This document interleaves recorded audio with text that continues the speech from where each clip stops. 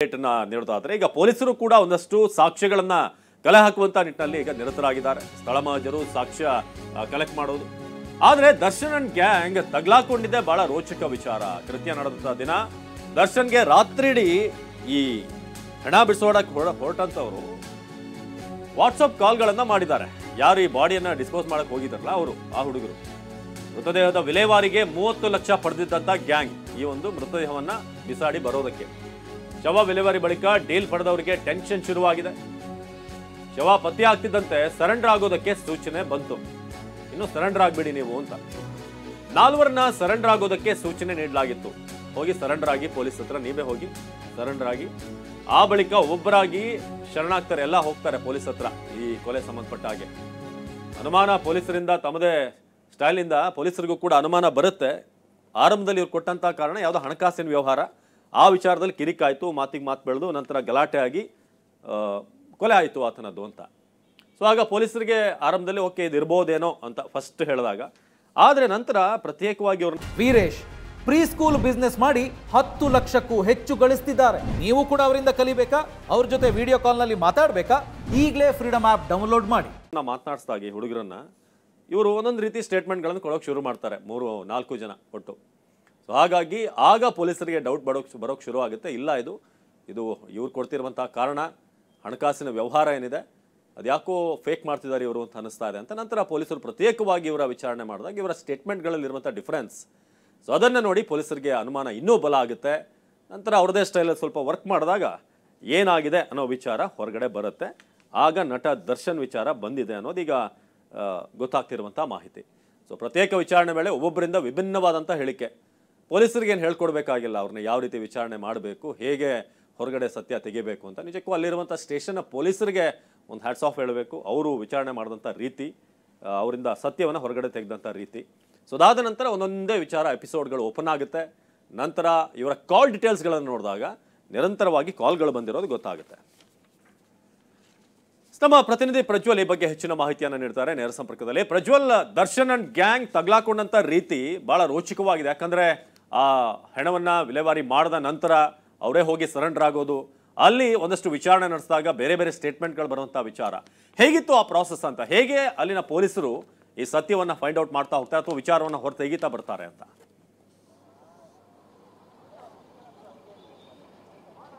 ಅವಿನಾಶ್, ಇಲ್ಲಿ ಪ್ರಮುಖವಾಗಿ ಬಾಡಿ ಸಿಕ್ಕುತ್ತೆ. ಬಾಡಿ ಸಿಕ್ಕ ನಂತರವಾಗಿ ಬಾಡಿ ಎಲ್ಲಿಂದ ತಂದು ಹಾಕಲಾಯಿತು ಅನ್ನೋದನ್ನ ಪೊಲೀಸರು ಹುಡುಕೊಂಡು ಹೊರಡ್ತಿದ್ದಂಥ ಸಂದರ್ಭದಲ್ಲೇನೆ 4 ಜನ ಬರ್ತಾರೆ. ಅದರಲ್ಲಿ ಪ್ರಮುಖವಾಗಿ ಕಾರ್ತಿಕ್ ಮತ್ತೆ ದೀಪಕ್, ಇವರಿಬ್ರು ಏನಿದ್ದಾರೆ, ಇವರಿಬ್ರು ಶೆಡ್ನಲ್ಲಿ ಪಟ್ಟಣಗೆರೆ ಜಯಣ್ಣ ಅವರಿಗೆ ಸೇರಿದಂಥ ಜಮೀನ್ ಏನಿದೆ, ಆ ಜಮೀನಲ್ಲಿ ವಿನಯ್ ಅವರು ನಡೆಸ್ತಾ ಇದ್ದಿದ್ದಂಥ ಅಥವಾ ನೋಡ್ಕೊಳ್ತಿದ್ದಂಥ ಶೆಡ್ ಅಲ್ಲಿ ಕೆಲಸ ಮಾಡ್ತಾರೆ.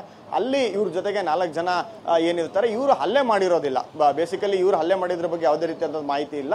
ಇವರಿಗೆ ಕೇವಲ ಕೊಲೆ ಆದ ನಂತರ ಬಾಡಿಯನ್ನ ಡಿಸ್ಪೋಸ್ ಮಾಡ್ಲಿಕ್ಕೆ ಹೇಳಲಾಗಿರುತ್ತೆ. ಈ ಡಿಸ್ಪೋಸ್ ಮಾಡ್ಲಿಕ್ಕೆ ಇವ್ರು ಏನು ಫೈನಾನ್ಸ್ ಹುಡುಗರು ಏನಿರ್ತಾರೆ, ಇವರು ಫೈನಾನ್ಸಿನ ಸೇಲ್ಸ್ ಅವ್ರು ಇರ್ತಾರೆ, ಮತ್ತೆ ಫೈನಾನ್ಸ್ ಕಲೆಕ್ಷನ್ ಮಾಡೋ ಅಂತವ್ರು ಇರ್ತಾರೆ, ಮತ್ತೆ ವಾಹನಗಳನ್ನ ಸೀಸರ್ ಮಾಡ್ಕೊಂಡು ತಗೊಂಡು ಬರೋ ಅಂತವ್ರು ಇರ್ತಾರೆ. ಹೀಗಾಗಿ ಇವ್ರುಗಳಿಗೆ ಒಪ್ಪಿಸಲಾಗುತ್ತೆ. ಸುಮಾರು 30 ಲಕ್ಷಕ್ಕೆ ಅವರು ಮಾತುಕತೆಯನ್ನ ಮಾಡಿಕೊಂಡು ಬಾಡಿಯನ್ನ ತಂದು ಡಿಸ್ಪೋಸ್ ಮಾಡೋ ಪ್ಲಾನ್ ಮಾಡ್ತಾರೆ. ಇವರ ಪ್ಲಾನಿನ ಪ್ರಕಾರ ಬಾಡಿಯನ್ನ ಸಂಪೂರ್ಣವಾಗಿ ಡೀಪ್ ರಾಜಕಾಲುವೆಗೆ, ಅಂದ್ರೆ ರಾಜಕಾಲುವೆಯ ಮಧ್ಯಕ್ಕೆ ಎಲ್ಲರೂ ಎಸಿಬೇಕು ಅಂತ ಹೇಳಿ ಪ್ಲಾನ್ ಮಾಡ್ಕೊಂಡಿದ್ರು. ಇದು ಬೆಳಗಿನ ಜಾವ ಒಂದು 3 ಗಂಟೆ ಸಮಯದಲ್ಲಿ ಈ ಒಂದು ಬಾಡಿ ಡಿಸ್ಪೋಸಿಂಗ್ ಕೆಲಸವನ್ನ ಮಾಡ್ತಿರ್ತಾರೆ. ಆದ್ರೆ ಆ ಬಾಡಿಯನ್ನ ಎಸ್ತಿದ್ ಬಾಡಿ ಏನಾಗುತ್ತೆ, ಸಂಪೂರ್ಣವಾಗಿ ಹೋಗಿ ಅದ್ರ ಒಳಗಡೆ ಬೀಳೋದಿಲ್ಲ, ರಾಜಕಾಲುವೆ ಮಧ್ಯಕ್ಕೆ ಬೀಳೋದಿಲ್ಲ, ಅಂದ್ರೆ ರಸ್ತೆಗೆ ಹತ್ತಿರವಾಗಿಯೇ ಬೀಳುತ್ತೆ. ನಾಯಿಗಳೆಲ್ಲವೂ ಸಹಿತ ಹೋಗ್ತವೆ, ನಾಯಿಗಳೆಲ್ಲವೂ ಸಹಿತ ಅದನ್ನ ಕೀಳುವಂಥದ್ದು ಕಚ್ಚುವಂಥದ್ದು ಮಾಡ್ತಿರ್ತವೆ. ಆ ಸಂದರ್ಭದಲ್ಲಿ ಅಲ್ಲಿದ್ದಂಥ ಸೆಕ್ಯೂರಿಟಿ ಒಬ್ಬ ವ್ಯಕ್ತಿ ಏನಿದ್ದಾನೆ ಅವನು ನೋಡಿ ಪೊಲೀಸರಿಗೆ ಮಾಹಿತಿಯನ್ನು ನೀಡ್ತಾರೆ. ನಂತರದ ಹಂತದಲ್ಲಿ ಗೊತ್ತಾಗ್ತಾ ಹೋಗುತ್ತೆ, ಇವರು ಪ್ರಾಥಮಿಕವಾಗಿ ನಾವುಗಳೇ ಮಾಡಿದ್ದು ಅನ್ನೋ ರೀತಿಯಲ್ಲಿ ಹೇಳ್ತಾರೆ. ಆದ್ರೆ ಕೊಲೆ ಆಗಿರೋ ರೀತಿಗೂ ಇವ್ರು ಹೇಳ್ತಿರೋ ಸ್ಟೇಟ್ಮೆಂಟ್ಗಳಿಗೂ ಯಾವುದು ಕೂಡ ಮ್ಯಾಚ್ ಆಗ್ತಾರಲ್ಲ, ಪೊಲೀಸರಿಗೆ ಸಾಕಷ್ಟು ಅನುಮಾನ ಬರುತ್ತೆ. ಕ್ಲಿಯರ್ ಆಗಿ ಗೊತ್ತಾಗುತ್ತೆ ಇವರು ಕೇವಲ ಡಿಸ್ಪೋಸ್ ಮಾಡಿದ್ದಾರೆ, ಕೊಲೆ ಇವ್ರು ಮಾಡಿಲ್ಲ, ಪ್ಯಾಟರ್ನ್ ಬೇರೆ ಇದೆ ಅಂತ ಹೇಳಿ ಗೊತ್ತಾಗುತ್ತೆ. ಆಗ ನಿಜವಾದ ಪ್ಯಾಟರ್ನ್ ಹುಡುಕೊಂಡು ಹೊಡ್ತಾರೆ. ಇನ್ನಷ್ಟು ಅಪ್ಡೇಟ್ ಅನ್ನ ಈ ವಿಚಾರಕ್ಕೆ ಸಂಬಂಧಪಟ್ಟಾಗ ಕೊಡ್ತಾ ಹೋಗೋಣ. ರೇಣುಕಾಸ್ವಾಮಿ ಮರ್ಮಾಂಗಕ್ಕೆ ಹೊಡೆದು ಕೊಲೆ ಮಾಡಲಾಗಿದೆ ಅನ್ನೋದು ಗೊತ್ತಾಗಿದೆ. ಮರ್ಮಾಂಗ ಫೋಟೋ ಕಳಿಸಿದಂತೆ ರೇಣುಕಾಸ್ವಾಮಿ, ಹಾಗಾಗಿ ಅಲ್ಲಿಗೆ ಹೊಡೆದಿರುವಂತದ್ದಾಗಿದೆ. ಪವಿತ್ರ ಗೌಡಗೆ ಫೋಟೋವನ್ನ ಕಳಿಸಿರುವಂತದ್ದಾಗಿದೆ ಅಂತ ಇನ್ಸ್ಟಾದಲ್ಲಿ ಈ ಒಂದು ಫೋಟೋವನ್ನ ಕಳಿಸಲಾಗಿತ್ತು. ಹಾಗಾಗಿ ಅಲ್ಲಿಗೆ ಒದೆಯಲಾಗಿತ್ತು ಅನ್ನೋದು. ಪ್ರಜ್ವಲ್ ಈ ಬಗ್ಗೆ ಹೆಚ್ಚಿನ ಮಾಹಿತಿಯನ್ನ ನೀಡ್ತಾ ಇದ್ರು. ಪ್ರಜ್ವಲ್, ಆಗ್ಲೇ ನಾವು ನೋಡ್ತಾ ಇದ್ವಿ, ಏನು ಆತ ನಿಜಕ್ಕೂ ಡೆತ್ ಆಗೋದಕ್ಕೆ ಏನ್ ಕಾರಣ, ಇದರ ಬಗ್ಗೆ ಕೂಡ ಯಾವ ರೀತಿ ಆತನ ಮೇಲೆ ಹಲ್ಲೆ ಮಾಡಲಾಗಿತ್ತು, ಅದಕ್ಕೆ ಒಂದು ಪರ್ಫೆಕ್ಟ್ ಆದಂಥ ಒಂದು ಪರ್ಟಿಕ್ಯುಲರ್ ಕಾರಣ ಇತ್ತು ಅನ್ನೋದು ಕೂಡ. ಸೊ ಏನಾಯ್ತು ಅಲ್ಲಿ ಪ್ರಜ್ವಲ್?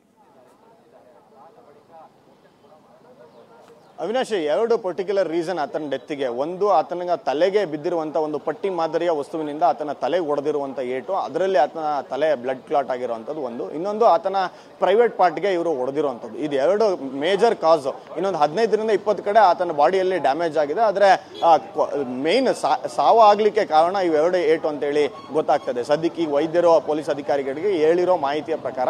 ಮತ್ತು ಇನ್ನೊಂದು ಏನಂದರೆ, ಏನಕ್ಕೆ ಇಷ್ಟೊಂದೆಲ್ಲ ಇಷ್ಟು ವಿಕೃತತೆ ಕ್ರೂರತೆಗೆ ಹೋಯ್ತು ಅಂತ ನೋಡ್ಕೊಂಡು ಹೋದ್ರೆ, ಆ ವ್ಯಕ್ತಿ ರೇಣುಕಾಸ್ವಾಮಿ ಏನಿದ್ದಾನೆ, ಈತ ಫೆಬ್ರವರಿ 27ನೇ ತಾರೀಕಿಂದ ಪವಿತ್ರ ಗೌಡ ಅವರಿಗೆ ಪದೇ ಪದೇ ಮೆಸೇಜನ್ನು ಮಾಡ್ತಿರ್ತಾನೆ ಇನ್ಸ್ಟಾಗ್ರಾಮ್ನಲ್ಲಿ. ಪದೇ ಪದೇ ಮೆಸೇಜನ್ನು ಮಾಡಿ ಕೆಟ್ಟದಾಗಿ ಅಶ್ಲೀಲವಾಗಿ ಮಾಡೋವಂಥದ್ದು. ಅವನ ಉದ್ದೇಶ ಪ್ರಮುಖವಾಗಿ ಅವನು ಏನಂತ ಹೇಳ್ಕೊಳ್ತಾನಂದ್ರೆ, ನೀನು ನಮ್ಮ ಬಾಸ್ ಸಂಸಾರವನ್ನು ಹಾಳು ಮಾಡಿದೆ, ನೀನು ಇನ್ನೂ ಕೆಟ್ಟದಾಗಿ, ಅದನ್ನು ಹೇಳೋಕ್ಕೆ ಅಸಾಧ್ಯ, ಆ ರೀತಿ ಕೆಟ್ಟ ಪದಗಳನ್ನು ಬಳಸಿ ಆ ಲೇಡಿಗೆ ಬೈತಾನೆ. ಬೈದಾದ್ಮೇಲೆ ನಿನಗೆ ಅವ್ರದ್ದೇ ಬೇಕಾ, ಆ ರೀತಿಯಲ್ಲಿ ಕೆಟ್ಟದಾಗಿ ಬಳಸಿ ಮರ್ಮಾಂಗದ ಆತನ ಪ್ರೈವೇಟ್ ಪಾರ್ಟಿನ ಫೋಟೋಗಳನ್ನು ಸಹಿತ ಕಳಿಸ್ತಾನೆ. ಇದು ತೀರಾ ಅಸಹ್ಯಕರವಾಗಿರುತ್ತೆ ಇದೊಂದು ಕಾನ್ವರ್ಸೇಷನ್. ಈ ಕಾನ್ವರ್ಸೇಷನ್ ಪೊಲೀಸರು ಕೇವಲ ಕೇಸ್ನಲ್ಲಿ ಮಾತ್ರ ನಮೂದು ಮಾಡಲಿಕ್ಕೆ ಸಾಧ್ಯ, ಅದನ್ನ ಹೇಳಕ್ಕೂ ಅಸಾಧ್ಯ ಇದೆ. ಅಷ್ಟು ರೀತಿಯಲ್ಲಿ ವಿಕೃತವಾಗಿ ಆತ ಟೆಕ್ಸ್ಟ್ ಮೆಸೇಜ್ ಮತ್ತೆ ಅಂದ್ರೆ ಇನ್ಸ್ಟಾಗ್ರಾಮ್ ಅಲ್ಲಿ ಮೆಸೇಜ್ ಅನ್ನ ಟೆಕ್ಸ್ಟ್ ನ ಮಾಡಿರ್ತಾನೆ. ಇದನ್ನ ಆಕೆ ಪವನ್ಗೆ ಸ್ಕ್ರೀನ್ ಶಾಟ್ಗಳನ್ನ ತೆಗೆದು ಕಳಿಸಿರ್ತಾಳೆ. ಕಳಿಸ್ಬಿಟ್ಟು ಈ ರೀತಿ ಮಾಡ್ತಿದ್ದಾನೆ, ಇದಕ್ಕೆ ಏನಾರ ಒಂದು ಇದು ಮಾಡ್ಬೇಕಂತ, ಅಂದ್ರೆ ಒಂದು ನಾಂದಿ ಹಾಡ್ಬೇಕಂತ. ಯಾಕಂದ್ರೆ ಅವನ್ನ ಇನ್ಸ್ಟಾಗ್ರಾಮ್ ಐಡಿಯನ್ನ ಬ್ಲಾಕ್ ಮಾಡ್ತಾರೆ. ಬ್ಲಾಕ್ ಮಾಡಿದ್ರು ಸಹಿತ ಆತ ಬೇರೆ ಬೇರೆ ಇನ್ಸ್ಟಾಗ್ರಾಮ್ ಐಡಿಯನ್ನ ಕ್ರಿಯೇಟ್ ಮಾಡಿಕೊಂಡು ಅದರಿಂದ ಬೈಯುವಂಥದ್ದು ಮಾಡ್ತಿರ್ತಾನೆ. ಅವನು ಇಲ್ಲಿ ಕರ್ಕೊಬಂದಾಗ್ಲೂ ಸಹಿತ ಅವನು ಹೇಳ್ಕೊಳ್ಳೋದೇನಂದ್ರೆ, ಸಂಸಾರನ ಹಾಳಾಗಕ್ಕೆ ಇವಳೇ ಕಾರಣ, ಇವಳು ಇದ್ರೇನೆ ಹಿಂಗಾಗೋದು, ಅದಕ್ಕೆ ನಾನು ಇವಳಿಗೆ ಈ ರೀತಿ ಮಾಡಿದೆ ಅಂತ ಹೇಳ್ತಾನೆ. ಆದ್ರೆ ಇದು ನಂತರದ ಹಂತದಲ್ಲಿ ಆಗುವಂಥದ್ದು ಏನಂದ್ರೆ, ಯಾವ ಪ್ರೈವೇಟ್ ಪಾರ್ಟ್ನ ಇವನು ಫೋಟೋ ಕಳಿಸಿದ್ನೋ ನಂತರದಲ್ಲಿ ಅದೇ ಪ್ರೈವೇಟ್ ಪಾರ್ಟಿಗೆ ಅವರು ಹೊಡಿತಾರೆ. ಮತ್ತು ಆತನಿಗೆ ಈ ಬರ್ಬರವಾಗಿ ಹೊಡೆದಿದ್ರ ಕಾರಣದಿಂದಲೇ ಆತ ಸಾವನ್ನಪ್ತಾನೆ ಅನ್ನೋದು ಈಗ ಸದ್ಯಕ್ಕೆ ಗೊತ್ತಾಗಿರುವಂಥ ಅಂಶ. ಅವಿನಾಶ್, ಧನ್ಯವಾದ ಪ್ರಜ್ವಲ್. ಇದು ಸದ್ಯಕ್ಕೆ ಏನಾಯ್ತು, ಈ ರೇಣುಕಾಸ್ವಾಮಿ ಕಡೆಯಿಂದ ಆಗಿರುವಂತ ತಪ್ಪೇನು? ಹೌದು, ಆತ ಕಳಿಸಿರುವಂತ ಮೆಸೇಜ್ ಇರ್ಬೋದು, ಇದು ಯಾವುದೂ ಕೂಡ ಒಬ್ಬ ಹೆಣ್ಣು ಮಗಳಿಗೆ ಕಳಿಸುವಂಥದ್ದು ತಪ್ಪೇನೆ.